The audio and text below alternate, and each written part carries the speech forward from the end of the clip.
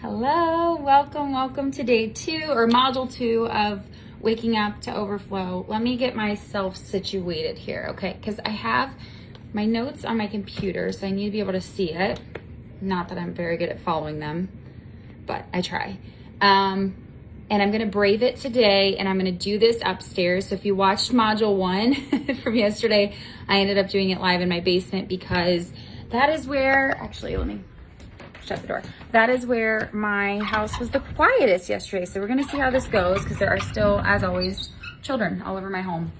But we're gonna make it work, and we're gonna hope that they don't interrupt me with some sort of 3-year-old temper tantrum meltdown situation. Those tend to happen when I'm going live, so it's fine. All right, let me make sure I'm in the right group. As always, excuse me, oh my goodness. Welcome to module 2. If you didn't watch module 1 yet, you can still watch this one and then go back and watch module 1. They don't have to go in any specific order. If you're new here, welcome to Energetic Scaling Sales and Marketing. This is my Facebook community that I'm obsessed with. And this group isn't run like most groups. I am not interested in growing a huge group with hundreds and thousands of people who don't, who aren't interested. So basically, this group, I clean it out about every 3 weeks of people who aren't engaged, who aren't communicating with each other, who aren't liking or commenting, mostly because I want it to be a space that people really enjoy and get a lot out of. And if I have a bunch of people in here who aren't engaging, it just messes with the algorithm, and it just, I don't know, just to me, I want it to be that nice, tight-knit community that I love to be a part of. So make sure you're commenting, you're liking on all the posts, that sort of thing, so I don't accidentally clean you out of the group. Also, this course is free in this group until Friday. At Friday at noon Eastern, they'll be completely deleted from this Facebook group forever. I will create access to the course so you can purchase lifetime access for $9.97, but don't self-sabotage, okay? You don't need to buy it when you can get it for free right now this week. But after Friday, it will be deleted, no exceptions, but you're more than welcome to buy access. I'll share the link on Friday if you want to purchase.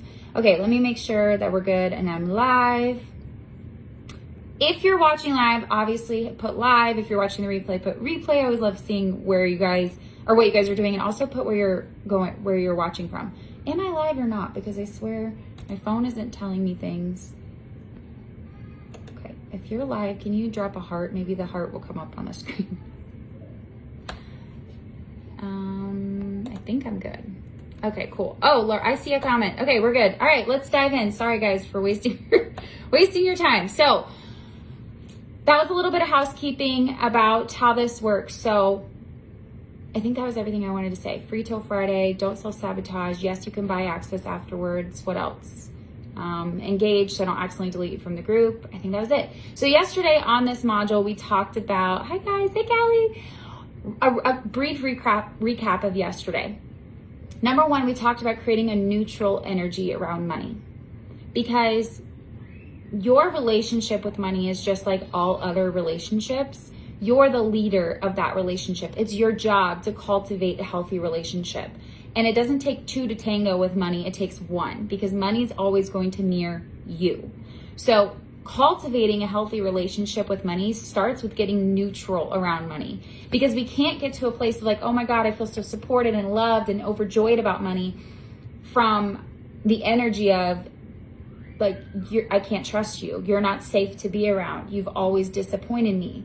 So I have a question for you, and I'd love for you to share in the chat. I'm going to phrase it 2 different ways. Number 1, if you were to describe your relationship with money as if it were a person, how would you describe that relationship? So imagine money is a person sitting across from me. What would you say to them? Because my old relationship with money was, you're always there for me, but you're never enough. Like, I always have you around, and you're good, and I appreciate you, but like, you're never enough. No matter what you do, you're never enough for me. That was my relationship. So if you were to sit across the table from money, how would you describe your relationship with money? Feel free to put that in the comments, or just keep it to yourself. But that's important, because what I was really saying to money all that time was, you're never good enough for me. No matter what you do, no matter how much you're there for me, you're never going to be good enough. And how do you think that's going to be? How healthy of a relationship am I going to have? Right?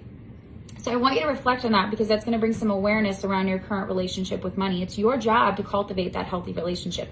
Nobody's going to do it for you, and you're not a victim, right? So then the other way I want you to phrase that is, if money were to look at you, how would money describe its relationship with you? I think back then, money sitting across the other side of the table for me would have said basically what I just said. You know, I'm never enough for you, and you kind of make me feel like shit, because I'm always there and I'm always around, yet you look at me and you think I'm never enough, because that is my relationship with money in the past. I just never appreciated it. I didn't really have a lot of gratitude for it. I never noticed when I was in overflow. And even though I always had enough and more than enough, which has been your experience as well in life, whether you realize it or not, you've always been supported. You've always had a lot. Like, you've always been in overflow. And I know that may trigger you, because you're like, what the fuck are you talking about? You don't see my bank account. If you're listening to this training and you're in a first world country, you're in overflow, especially compared to so many people who they can't afford even water or food or phones, right? So we're in overflow all the time. We're just not aware of it. You're in overflow. So if you're saying it's never enough, which was my old energy, that's how money looked at me. It was like, I show up for you and I'm here, and you just look at me like I'm never fucking good enough for you. And that's not a healthy relationship. How would a friend feel if I treated them that way? Right? So I had to start realizing that it has always been here for me, and it's always been there for you. Maybe not in the ways that you expect it to, but you've always been in overflow. And if it wasn't with money, you've been in overflow in other areas where you had an overflow of family support. You had an overflow of shelter to live under. You had an overflow of compliments coming your way. Maybe you had an overflow of clients. Maybe they weren't paying you what you wanted to be paid, because that's a different thing, right? You need to work on your money mindset around your prices, but maybe you still had an overflow of clients. Like, the overflow is always there. It's, are you aware that you're already in it?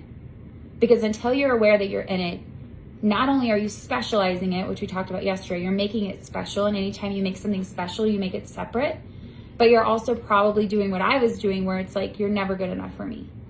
It's never actually going to be enough. Because even when I am in overflow, I'm not going to realize I'm in overflow, right? And then that takes us to like this place of we're not feeling grateful. Or, you know, sometimes you always support me and give me everything I want, desperately clinging to them, always searching for it. Yeah, exactly. So it's like, we have to release these things and choose, because we're not victims. This is our work. Nobody can do this work for me but me. I have to do this work. Right? And if I'm waiting for someday, some pie in the sky, when money's suddenly going to feel better, it's never going to happen unless I look within and I do the work. Because the reality is money is always just going to mirror me. That's it. It's actually very simple. Doesn't mean it's always easy or comfortable, but it's very simple. And we just have to go within and cultivate that healthy relationship and release these things. So getting around a neutral energy around money, the other piece that we talked about yesterday was accepting where you are with money currently. That's the way we create neutrality, is we stop beating ourselves up about where we currently are, thinking that we're wrong for being where we are, or we're bad, or putting that pile of shame on ourselves about our current money situation. So creating a neutral energy around money is knowing you don't need to be perfect. You don't, like, for example, my husband and I, and think of any relationship where this is the case for you. In every healthy relationship you have, you're not perfect, and you don't need to be for the relationship to be healthy. Same thing with money. You don't need to be perfect with money. And if you put that expectation, if I never get to feel bad, I always have to be perfect, then think about it just like any other friendship. That's also not healthy. So it's this duality of understanding I'm responsible for this relationship, for cultivating this, for healing this. And the way that I create the neutral energy around money so I can get to a place where I feel really good and loving with money is I release all these things I just talked about, all these stories, all these beliefs I have about money. And I also have to accept where I am and stop shaming myself about where I am, accepting where I am and knowing that it's okay to have all these feelings about money. It's okay if I slip up. It's okay if every now and then I get into a feeling of scarcity or lack, because just like any other relationship, I'm not expected to be perfect for it to thrive.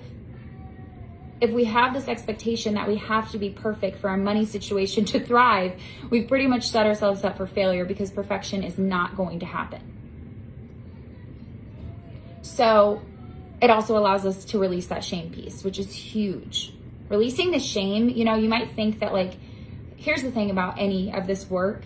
It's the 1 millimeter shifts that add up. It's not usually like one big thing that happens and boom, everything changes. It's usually 1 millimeter shifts.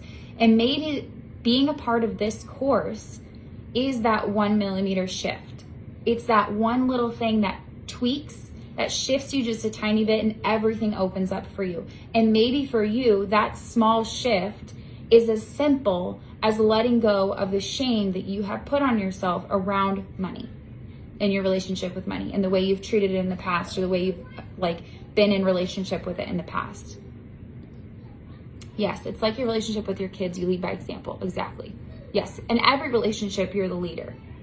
And it's just going to mirror to you what's going on within you, right? Same thing with clients. I was actually doing work around myself, because this is a total side tangent, but the way you see your audience is how they are going to show up for you. So if you see your audience as incapable or disempowered or needing to be handheld, then you will match that energy. That's what you'll attract, is people who are disempowered and want to be handheld. So a lot of the work that I do in my business all the time, because I'm always cleaning it up, I'm always checking in with myself, is how am I perceiving my audience? Am I starting to see them in a light that isn't going to be beneficial for either of us? And then I choose to see them the way that I want them to show up, because the way that I see them will affect how they show up. So I want to see my audience as really, really empowered. They don't need me to handhold. That's just not really my thing, and I'm not going to do it. So if I'm doing things in my business from that energy of like, seeing my audience a certain way that's disempowering, or mothering them was a big one that I've had to work on. I've always had this like, I need to take care of my people. Yeah, take care of your people, but don't do it from a place that's like smothering and mothering and disempowering them. Same thing with money. Your perception of it creates how it shows up for you. So it's always being aware of like, how am I perceiving it right now? Okay, take a sip of my coffee. 1 second. Okay, so we talked about creating a neutral energy, accepting yourself as you are. You don't need to change I don't want to say that. You don't need to be more worthy so that you can make more money, right? Nothing about your money situation has to change on the outside for you to change your relationship with money. It's not like you have to be completely debt free and then you're finally worthy to get to a point where you can have overflow. It's not related, right? And then we talked about the other places, like noticing where you already have overflow in your life and in your business and in your experience, and tapping into those places and waking up to the fact that it's already here. Like sometimes it's a simple realization of, I own a phone, when a lot of the world can't afford that, can't afford any of this. So I'm obviously in overflow. I have clothing on my body. I'm drinking a fresh cup of coffee, and I know that sounds so simple, but our brain becomes so accustomed to the way things are that we forget to be in gratitude for them. We forget to notice them. We stop seeing them. So it's our job to remind our brain, listen, look at all of this overflow. It's already here. It's already here. But the beautiful thing is once you get into that energy, it's already there. You're in the vibration of abundance. You're in the frequency of abundance. And then what you vibrate, what frequency you're in, is what you attract. All right, now let me get to the next note. Okay. Oh, yes. This is what I wanted to cover next. So this is going to be more new territory-ish here. So, I guess it kind of goes back to what I was just saying, but when you start to pay attention to where you're already in overflow, what this also does is it taps into the feeling. And because you're an electromagnetic being, the thoughts send the signal out, and the feelings are like the magnet, the electromagnetic being, and the magnet that pulls that experience back to you and the quantum field. And most people don't realize we go in and out of the quantum field all day long, like all day long. But usually when we go into the quantum field, we're doing this subconsciously and energetically. We don't know what's happening. Usually when we go into it, we're going into it with our current personality, with our current feelings, our current thoughts. So if we can shift to this place where we start to notice overflow, we start to notice gratitude, we start to notice abundance all the time, what's interesting is that taps you into the feeling.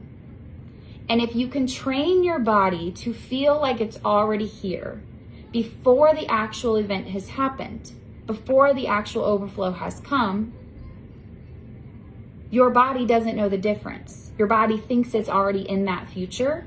And because your body already thinks it's in that future, that's actually what brings that future to you. Does that make sense? So when I'm working with clients, most of the work I do with people is subconscious. It is tapping into the feeling. It's tapping into the body. It's not about thinking your way to how am I going to hit 50K months or whatever. You're not going to think your way to 50K months. That's not how it's going to happen. You're actually going to tap into the subconscious. You're going to feel your way there. And this is so much of what I do in Detached to Receive is helping people understand that we don't need 50 steps to get to your income goal. Like you don't need step 1 through 50 to get to overflow. It's literally about how can I tap into the feeling of it. Make that a part of my being, make that a part of my energy field, make that a part of how I feel every single day. Knowing that if my body feels like it's already happened, then I'm actually physically living in the future before it manifests. And that's what creates the manifestation. That's what calls in that reality. That's what collapses the quantum field, the wave of possibilities, into one specific possibility that then manifests my reality. Does that make sense?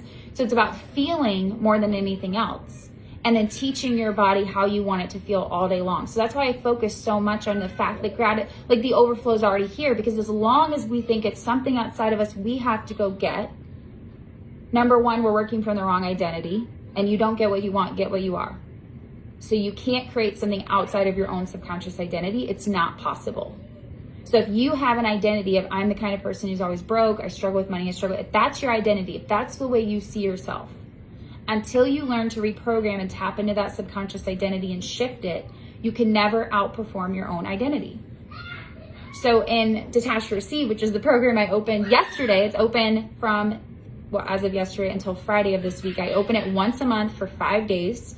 And in Detached to Receive, it's really that exact process of how do I tap into my subconscious and my body so that I can shift my subconscious identity, so I can stop thinking that I'm this person who always is going to struggle with money. Like your old stories about money, that creates your personality. And your personality, as Dr. Joe Dispenza always says, your personality creates your personal reality. So if you want to shift your personal reality, you can't do it by being the same person you've always been. You literally have to become someone new. And that's what Detached to Receive is all about.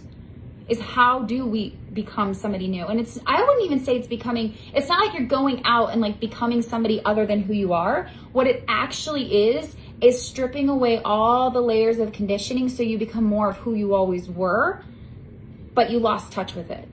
That's all it is. Sorry, I'm getting a message here and it's distracting. So it's actually the opposite. Most people are like, oh, so I just have to fake it till you make it. No, it's actually the opposite. We're getting rid of all the shit that you think you are that you're really not, so that you can be more of who you truly are. You're not faking it till you make it. You embody it until you become it. So Lindsay said, I'm so fed up with these old stories. It's been decades. Get lost. But see, if you have a story, and this is where the tough love comes in, at some point, like I said yesterday, you must decide. You must make the decision. And that has to be followed up by an action that person would make. Because to decide in your mind but yet do nothing different means you didn't really decide. So for me, that's why I love, one of my favorite quotes is never rob somebody of their rock bottom. Because most of the time people need that rock bottom to change, which eventually when you do this work enough, you're like, fuck that, I'm not doing the rock bottom thing. Like you hit so many rock bottoms, you're like, wait a minute, I know where this is going. And I can wait, I can just keep going on this shit storm until I hit rock bottom and pull myself out of it. Or I can say like, you know what, I'm going to skip all of that. I'm going to skip all of that and I'm just going to shift this now. But that wasn't the case for me, right? Most people don't do that. And so when I was starting to get into this work years ago, I was at my rock bottom. I mean, I had severe postpartum anxiety, OCD, like I could hardly function. I ended up having to live with my parents. Took my little newborn son and lived with my parents for like months at a time because my harm OCD was so intense that I just couldn't be alone. I had severe anxiety. I had incredibly low self-worth. I had years of shame, and I didn't know that it was shame. Like, I didn't know any of this, so I didn't understand what was going on. I just knew that I was like, the entrepreneurship, maybe this isn't for me. I was about to totally quit my business. I just was a very unhappy shell of a person that I know that I could have been. And so I hit my rock bottom and I had to decide. And in that moment, I hired my second coach ever. So my first coach I ever hired, everything's always working out for us. So it served me for sure. But my first coach I ever hired, I definitely hired from trauma response. I definitely hired because I was like, he's going to teach me the things so I can hustle harder and I can get the things, right? Didn't work out because I hired him for the wrong reasons. But when I hit my rock bottom, I finally realized that I can't do more to create more. Like, working harder is not going to get me to overflow. Working more, doing more, striving more, creating more, the hard work thing took me a long time to learn that lesson, but it's not going to work. So I hired my second coach who changed my fucking life. Changed my life. I literally worked with him for 2 years and I changed my life. And when I worked with him, the first time I joined his program, it was $3,000 and I cried. Like, I literally bawled. I was like, this is so much money. I was so scared. But I knew that me sitting there being like, I'm so sick of this, I'm so sick of this, I'm so sick of this, but not doing anything to change it, meant I wasn't really that sick of it. We get what we're available for. So if I continued to perpetuate my struggle and stay in my struggle, I was available for it. So, not saying you have to hire a coach, that doesn't always have to be the answer, but for me, I knew I don't know how to get out of this. I don't know how. And I've been trying for years and I'm not figuring it out, and I really need help. And I had to have that come to Jesus. So maybe for you, it's not help. Maybe it's for you having a conversation with your husband and talking to him about money. Or maybe it's, actually, this is one of the things that I was going to ask you guys to journal on, is when you tap into the feeling or the version of you who is really, really safe with money and in overflow with money. What is she now doing? What is she now doing? Because whatever she's doing today, what has changed today? What's different in your business today? Because whatever she's doing that's different, that's the thing. Take a step towards that today. Be bold towards that today. So one of the things I noticed was that I did this exercise for myself because I do my own work every single day. And I was like, journaling is like my favorite way to connect with my subconscious. And I was like, okay, the version of me who's in complete overflow with money at this, at this number, what is she doing differently? And what came up for me is that she is not obsessing over price tags every time she shops. So one of the things I was taught to do, because I was raised by a mom who was very, very, as most of us were, conscientious of money, we were taught to never buy something full price, and you always go straight to the sale rack and you always check prices.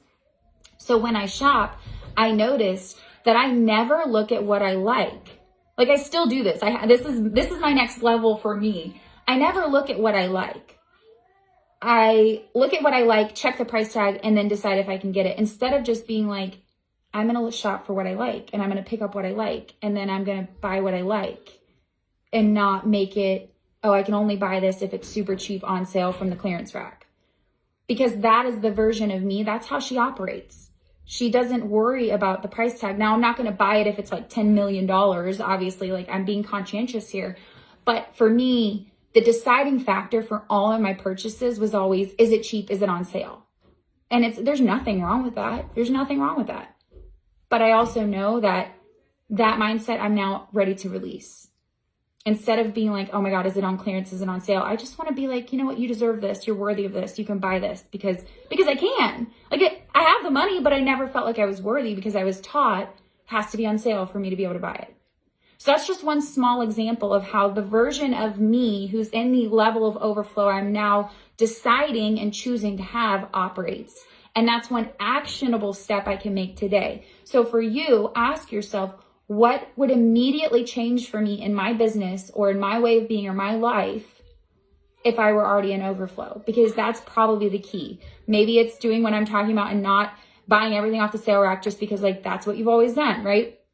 Maybe it's investing in a coach or a mentor, or buying a program, investing in yourself when you haven't allowed yourself to invest in yourself. Maybe it's opening up a business account, business checking and savings account, so that you actually have like a place for your business money. You know what I mean? So in the comments, if you feel called, you can share what that is for you.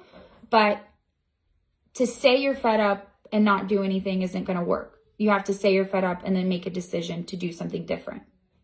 Something that the version of you who's already there would do. Right? Does that make sense? Oh, wow. Lindsay, that's so interesting. Lindsay said, I learned the opposite. Don't check the prices. Just buy the stuff you like. Isn't that so? It's so fascinating. So maybe for you, Lindsay, the next thing would be, maybe for you, it would be, I'm going to start checking the prices. I don't know. Lean into it. Feel into it. There's no right or wrong, right? There's no right or wrong. It's just, what would the version of me who's already there be doing, and how would she be feeling? Okay, let me go back to my notes here. Okay, so we wanted to get into the feeling, because the feeling is what draws it to you on the quantum level. If you're teaching your body how it feels before it happens, that's what draws the experience to you. Okay? So that's why I always talk about, and why having containers with coaches or programs or whatever, having a container where you can create an energetic anchor with somebody who's already there is so freaking potent and powerful. This is why I created Detached to Receive. Detached to Receive is honestly, it's not just about like money. It's about surrendering into success in all areas, because most of the women I attract are like I used to be. They're over functioning, they're overdoing, they're overworking. They think money comes from hard work. They're controlling, right? And they don't know how to surrender. And so I created Detached to Receive because it's one thing to listen to a course like this. It's another thing to create an energetic anchor that's going to keep you in that space. Does that make sense? So when I'm really working on something, and I'm really, really working on it, I'm like, how can I create an energetic anchor to be in that energy all the time? Because the more I can create that anchor, the more I can feel it in my body, the more I can practice it. Because I'm so not familiar with that feeling, it's almost hard for me to imagine. But if I get in a container with somebody who has that energy, I can get into it every single day. This is why we hire coaches and mentors, because the level of consciousness that created the problem can't solve the problem. We have to go to somebody who has that level of consciousness. Now, this has nothing to do with like they're better than you. That's not what I mean by level of consciousness, right? Somebody can have, it's just a difference in consciousness is all it is. It's not like a hierarchy where one's better than the other. It's a difference. The way she perceives life and money is different than me. It feels really good and empowering. I want to create an anchor so I could be in that energy, so that I can practice having that in my body, because I know the more that I feel it, the more that it manifests in my reality. Does that make sense? So, if you have to ask the price, you can't afford it. I never got that saying. Yeah. So Lindsay said, I realized this morning my dad always talked about never enough, and my mom just meant whatever. So you had that duality of like almost polar opposites. Some of this work is going to be about your families. A lot of it actually is your families. And noticing what you were taught, and a lot of forgiveness probably as well around what your family taught you. I also have a lot of clients who feel beholden to how their family taught them. Almost like if I don't do money the way my mom taught me to do money, I'm going to hurt my mom's feelings. I'm disappointing my mom, or I'm betraying my mom. Right? Does that resonate for any of you? And we have to work through those things.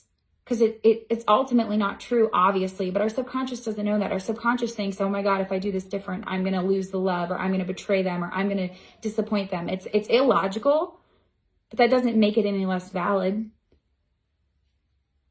And those pieces have to be released as well so that you can shift out of them. Like, for example, you know, I think most of my money stories came from my mom for sure. So one of the things I worked on, like I really had to work on when I started this work, was I'm worthy of spending money on myself just because I'm alive. I'm a human, right? I'm allowed to buy things at full price. I'm allowed to get a pedicure. I can pay for somebody to clean my house, right? Those things, when I used to do that, when I first hired somebody to clean my house twice a month, I had so much shame and anxiety, and I kept thinking, like, who am I to do this? Like, I shouldn't be spending money on myself in this way, because that's the way my mom operated, and I don't have any guilt. Like, I'm not upset towards her. That's just the way she was raised, and that's the way she kind of passed things down to me. So I had to look at that, and I had to release that. So that kind of goes into another topic, but let me get back to my notes here, guys. And if you have questions, feel free to drop them in the chat. Ooh, okay, this is the next note I had for you. This is so juicy and so fun. So one of the things I love to talk about in Detach to Receive as well is this piece around surrendering into overflow. It's understanding that when you know you're going to receive, you can afford to wait and wait without anxiety. You can afford to relax. You can afford, maybe that's not the right word. You feel safe to relax. You feel safe to allow things in. You feel safe to take a break. Like, there were years in my business, many, many years, where no matter how much money I made, I never felt safe to just pause. It felt like if I took a break, it was all going to fall apart. If I took a break, the money wouldn't come, because I associated more money with hard work. They're not. Let's get into this. Money and hard work are not related. They have nothing to do with each other. If you need proof of this, I want you to think of all the people you know who work their ass off and have very little money to show for it. It's most people, right? And there's people out there doing jobs that are extremely physically challenging, physical labor, like hard physical work, and they don't have money to show for it because they're not correlated. But that's the way I was taught. That's the way we're all taught, right? Hustle hard. Right? You got to earn your keep. You have to work hard for your money. There's a song. My son is obsessed with the Boot, Scoot, and Boogie. You guys know the song? By Brooks and Dunn, I think, from the 90s, Boot, Scoot, and Boogie. And one of the things that he sings in the song is like, I work hard for my money. When it's quitting time, I hit the door running. And I always hear that line in the song. And I'm like, that's what we do, right? I wore it on my sleeve of like, I work hard for my money, right? Like, that was the way that I validated myself and self-worth. What if you took the approach that the more ease you allow, the more money you allow? Because that's the truth, right? That's all paradigms exist. All paradigms exist. So if you choose to operate in a paradigm where money comes from hard work, like, go for it. That exists. It's a possibility you're more than welcome to have. I don't want to live that way. I did that for a really long time and it sucks. It's not fun. So what if you lived in the paradigm that overflow of money exists, and the more ease and fun and play you have, the more that you actually allow in? Because you get to make that choice. But if you're addicted to your struggle, or you're really, really committed to your struggle, you're not going to allow that experience to come in. And I was committed to my struggle for years. And my coach would always say, you're committed to your struggle. I'd be like, what are you talking about? No, I'm not. No, I'm not. Yeah, I was. Because I was in struggle still. If I was still in it, I'm pretty fucking committed. Because I thought I needed it to get what I wanted. I was used to it. It was comfortable. Even though it sucked, it felt safe. I got to spend time feeling sorry for myself. And a certain part of me liked that victimhood feeling. When I could struggle, it felt like when I finally got there, I would get to celebrate myself and feel worthy, right? There's so many different reasons we stay committed to our money struggle. And I had a quote that I wanted. I wrote, money isn't more work, it's less work. What if you took the fundamental belief that more money isn't more work, more money is less work? How does that sit for you? What comes up for you? Because whatever's coming up for you when I say that, those are the things that we need to look at and shift. But most people who have overflow, they don't operate from the belief that more money equals more work. Because as long as you operate from the belief that more money equals more work, then overflow is going to mean if I want that, I have to work even harder. So I'm going to have to work really, really hard to get to a state of overflow. It's the opposite. It's the opposite. Overflow has the word flow in it. The word flow is literally in the name. It is not about doing more to get to overflow. It's the opposite. It's about do less better. Do less better. It's about allowing it in and not like forcing it and strangling it and hustling for it. And that takes practice because it's like a whole new way of being.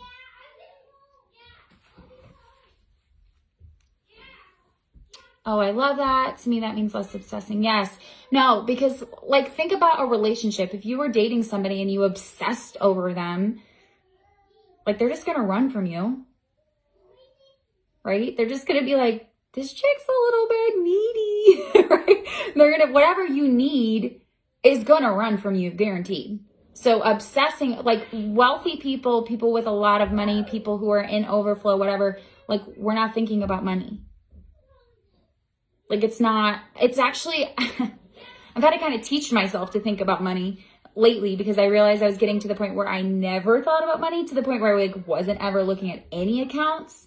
Not that that's wrong, but I really like, the area I'm working on is I want to be a CEO of my money, meaning I do want to look at my money every day.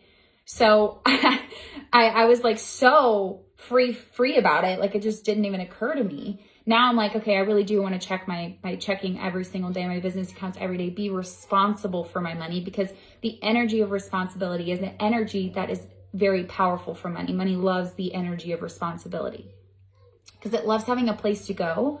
It's creational energy. It's made for us to create. So if you're being responsible with your money, money loves to come to you because it's like, oh, she has uses for me. She has places for me. And nature does not like a vacuum. So I created a business account, and when I started my business, and having the checking and savings there in different places I can put money, that's a vacuum. And I know just by creating those spaces, I'm allowing more abundance in. Lauren said, I think it's delightful. I'm just missing part of the connection to be able to conceptualize it. I guess tapping into intuition so that it feels easy. Yes, I'm missing the part of that connection. What do you mean by part of that connection? So the fact that you use the word conceptualize it means you're trying to think your way about it. And that's why things like training courses like this are amazing, because sometimes, like I said, it's only one perspective that needs shifting for everything to shift. Sometimes it's just like a 1 millimeter change and everything changes. That's why courses, and I take courses all the time, are so powerful. But if you're trying to conceptualize it, that means you're trying to think about it. And we don't get to higher levels of performance by thinking. Our brains are actually just going to keep us right where we are. That's your brain's job. Your brain's job is to maintain homeostasis at all costs. So if you try to think your way to overflow or to more money or to abundance, it's pretty counterproductive, and it just doesn't really work. So that's why when I'm working with clients or just with myself on this kind of money work, I'm not going to try to think my way there. It's futile, and if anything, it's going to slow me the fuck down. So my job is actually to calm my brain, calm my nervous system, and then tap into that intuition piece, and then reprogram my subconscious through things like hypnosis, tapping, breath work. So many different ways you can communicate with the subconscious. But the way that you're going to get there is, I know people always say this, the how is not your responsibility, but truly, it's not. Because the more you try to think about how to create overflow, the more that you're just going to like put a dam in the flow, so to speak. When you asked how it felt that more money was less work. Yes. Yeah. And it took me a while to get that one, Lauren, probably like a year. I hesitate saying this number because I don't want you to think it's going to take you a year. But for me, it probably took me a year because I really loved money being related to hard work. So that's why it took me so long, because I got all my validation from money being related to hard work, right? So I had to get rid of this self-worth piece. If you can detach self-worth from money, that's going to save you a lot of time in this whole process, because you're going to skip a lot of shit that I didn't do. It took me a while to remove self-worth from money. But when I did, it opened up so much freedom.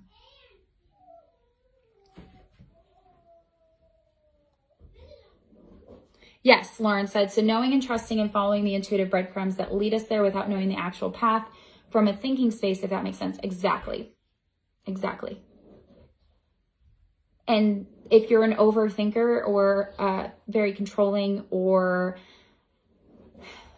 analytical person, like I used to be very much so, that took some practice. It took some practice, like tapping into my intuition. And that also takes a level of self-trust.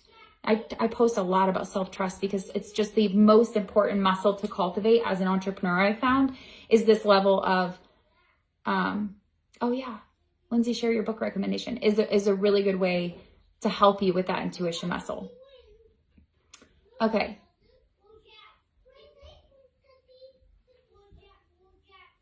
I think I have one last point and then I'm going to wrap up.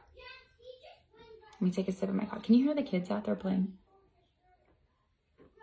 Now, before I share this last point, which is honestly going to be my favorite point, and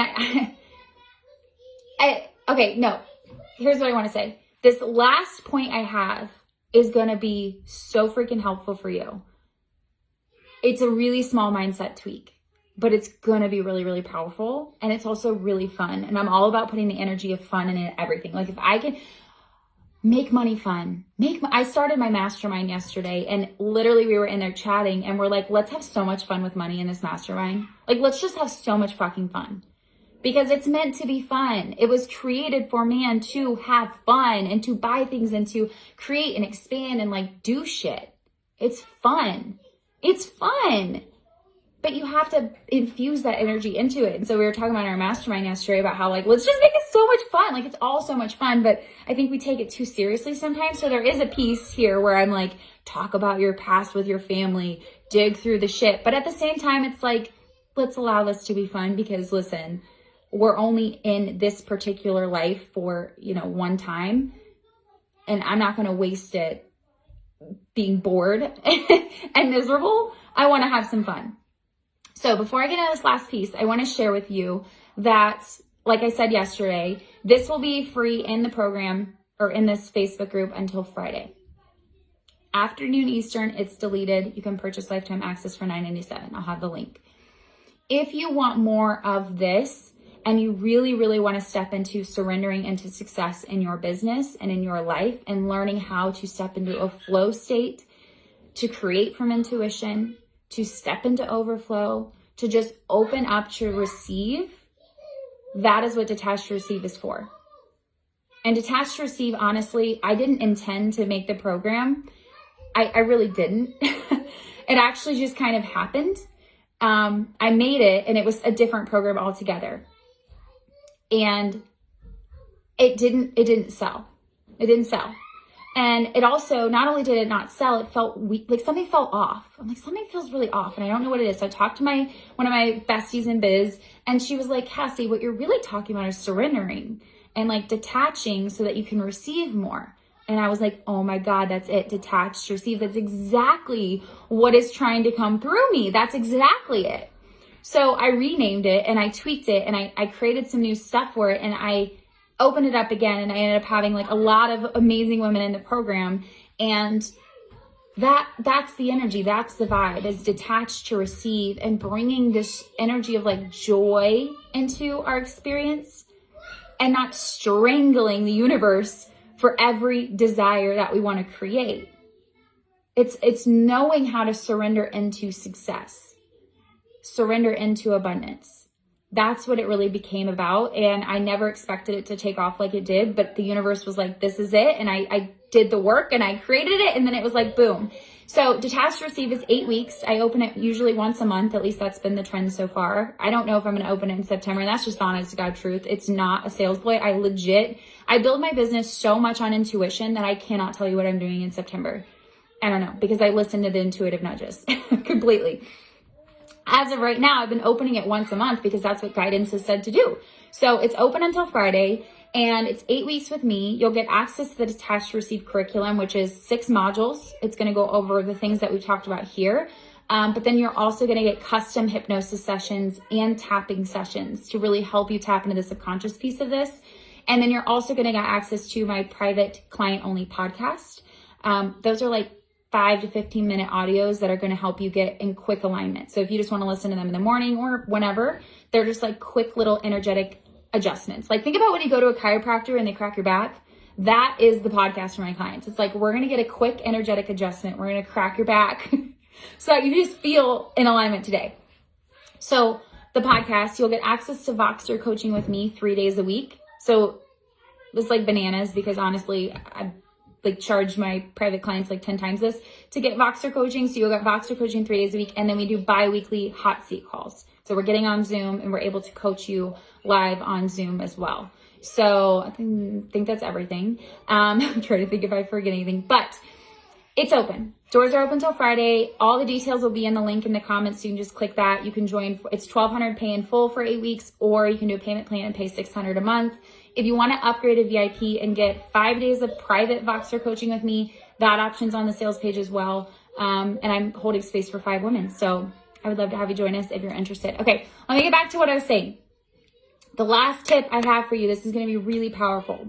It's a small shift in perspective, but it's so fun. Here's the thing. We have to be open to all the ways that money is already trying to flow to us and not judge them. And what I find entrepreneurs do, and I'm so guilty of this, is we're like, listen, this is the amount of money I want to make in my business this month. I want to have a, 15K month. And then we set that, so we specialize it. That's the first mistake we make. We're like, this is on a pedestal and I have to go get it and I'm going to make it special and like this big thing. The more you can normalize money at every amount you're working towards, the better. So don't specialize whatever you're working towards. That's the first thing. But we set that income goal and then we strangle the way that it happens.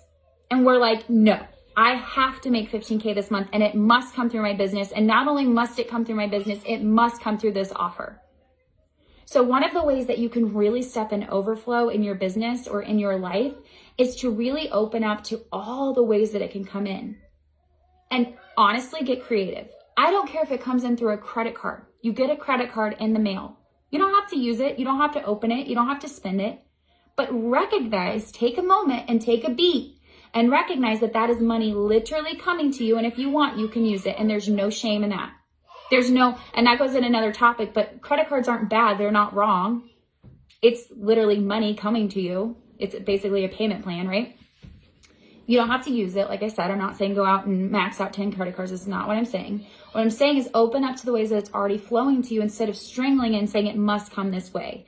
I did this in my business a couple months back. I was like, I'm going to hit this goal and I want it to be to 2 new private clients. And I strangled the shit out of it. And I was like, this is how it has to come in. This is what I want. And it's like, but what about all these other ways it can come in that I'm now not available for? Not available for it to come in through a random family member. I'm not available for it to come in through a different offer that I'm selling. I'm not available for it to come in through my husband getting a bonus at work. Like if your intention for the month of August is to have a 15K month, for example, why does it matter how it gets to you? But we decide, oh, it has to come in through my business because if it doesn't, I'm not good enough. I'm not worthy. I'm not successful. Look, take your business out of it, take your self-worth out of it and realize that money's money, money's money's money's money. And it's going to come however it comes, and it's going to come in the way that's easiest, the way that you have the least resistance. So if you have a ton of resistance around receiving money in your business, then allow it to come in other ways for a while until you continue to work on that relationship. Allow money to come in through your husband getting a bonus at work. Allow money to come in through somebody giving you a gift card, you winning something. You, like I said, a random family member. There's like, you can list in the comments, what are all the ways that it could come in, you selling something. And to go back to what, I think it was Lauren who said, those little intuitive nudges you have to sell things or to create an offer, what if you allowed those to come through? Instead of, nope, can't be, I'm not open to these things, like money must come in this way. So pay attention, that's my homework for you today. and I have a couple questions I'm gonna ask you, but the homework is pay attention to the little intuitive nudges. Ask your subconscious, show me some ways that I can allow more money in or that I'm blocking money. And then when those things come up, you have to go on them. Just last week, I created a new program, which is going to start on Friday, called Complete Freedom. And it was an intuitive nudge.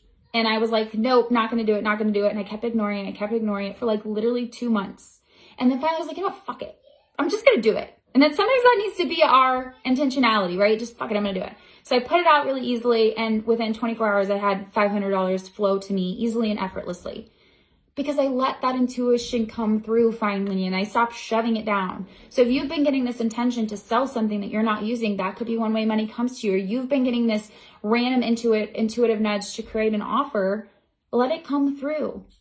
Or maybe you've been getting an intuitive nudge to offer like a VIP day. I don't know. Like, you're going to know what that is, but be open to receiving it in all the different ways. Open up the channels. What this is going to do is it's going to start taking your blinders off, so that you're not so narrowly focused on the one way it must come, and it's going to open up overflow even more so that it can come in all sorts of amazing, expansive ways. I call this being open to the magic. Being open to the magic. What if we were just so, like, this is the energy I wake up in, is I'm like, I can't wait to see how money shows up today. I'm so excited. I'm so excited to find out how money shows up for me today.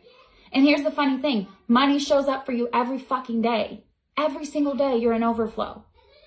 Every single day. I challenge you to find a time when money doesn't show up for you in a day. It's either showing up for you because you're working at a 9 to 5 and you're getting a paycheck, or your husband is, or you find a penny on the ground, or you look at your bank account and you've accrued some sort of interest, or your retirement fund is accruing. Like, money is showing up every day. You're just not noticing it. So the energy I love to be in is this energy of possibility. Do you feel the difference? It's like this energy of like, ooh, there's magic and I don't know where it's going to come from. This is how we bring fun to it. This is how we make it so much fun, because instead of being like, my intention for this month is, I don't know, $10,000 and it must come in through my business in this way at this time. And if it doesn't, I'm not good enough, yada, yada, yada. It's like, my intention is to attract 10K this month, but I'm open to all the ways it's going to show up. And now I just get to see like, oh, how is it going to happen? This is so exciting. This is so fun. And then your job, sorry, I can hear a meltdown happening outside the door. Then your job is to just be in the feeling of it. Is you don't know how it's going to happen. And that's how you open up to possibility. You open up to the magic. Does that make sense? So you don't need to do more. You just need to open up to the possibility that it can come in effortlessly and easily. And then, like with myself, one of the things I love to do is I do a lot of hypnosis around this, so it becomes easier and easier for me, right? The more I can work with my subconscious and universal mind so that this becomes easier and easier for me, the more it becomes my natural way of being, my natural state. And that's why I create so many different things for my clients, whether it's quick alignment audios or podcasts or hypnosis or tapping sessions. It's like, the more we can get your subconscious on track with where you're going, the better. Because if you think about this, your subconscious is like the railroad tracks, okay? Whatever you put like on the railroad tracks, it's going to take you there. Always. Always. So if you tell your subconscious mind, this is where we're going, you actually don't have to do anything else. It's like putting a train on the tracks. It's going to go where the tracks go, right? They can't go anywhere else other than where the tracks go. Kind of a shitty analogy, but you get my point. So the more I can get my subconscious on board with what I'm creating, the more I can trust and surrender into, I don't have to know how. It's not my job. It's not my job. It's a waste of my energy. And me trying to control the how, that's when we get into weird shit like, I need to make sure my post goes viral and I need to master this strategy, right? Not that there's anything wrong with strategy. There's nothing wrong with strategy, but that's training for another day. Okay. Yes, love that, Lauren. Okay, so that was the last. I'm looking at my notes. That was the last note. So if you guys have questions, let me know. If this had, I'd love to hear your ahas. So always put those in the comments. That makes me happy, or post them in the group. And then if you want to join Detached Receive, I'll put the link in the comments and we can get you started today. Well, spots are available. I'm holding space for 5 women, and the doors for that are open to Friday. This is up till Friday, so enjoy. And I love you guys. I hope you have a wonderful, wonderful Tuesday. Adios.